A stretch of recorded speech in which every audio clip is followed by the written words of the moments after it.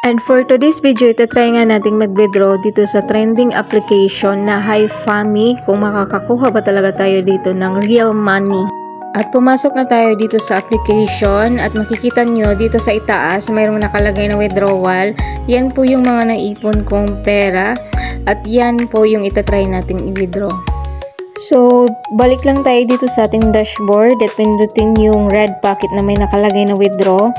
Makikita nyo dito may available na tayong for withdrawal which is $0.1 at sa baba naman ay $1. Try ko lang po muna i-withdraw itong una which is $0.1.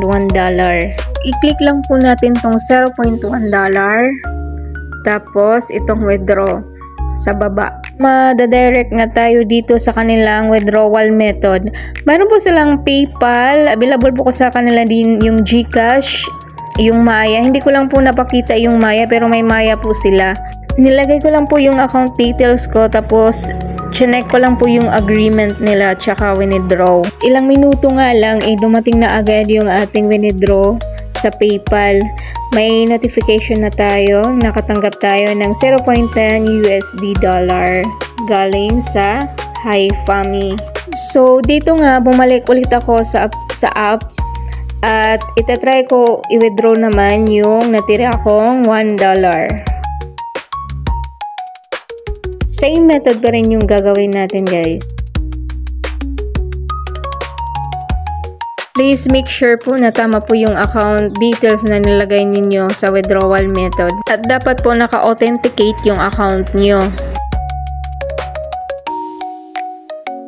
Baba nga may nakalagay na it take 24 to 72 hours to withdraw to your. So ayan po, na-submit na po natin yung withdrawal. So antayin ko na lang po yung notification ng aking PayPal. So ito na guys, nakatanggap na akong ng notification pero kinabukasan ko pa nakuha yung aking sahod.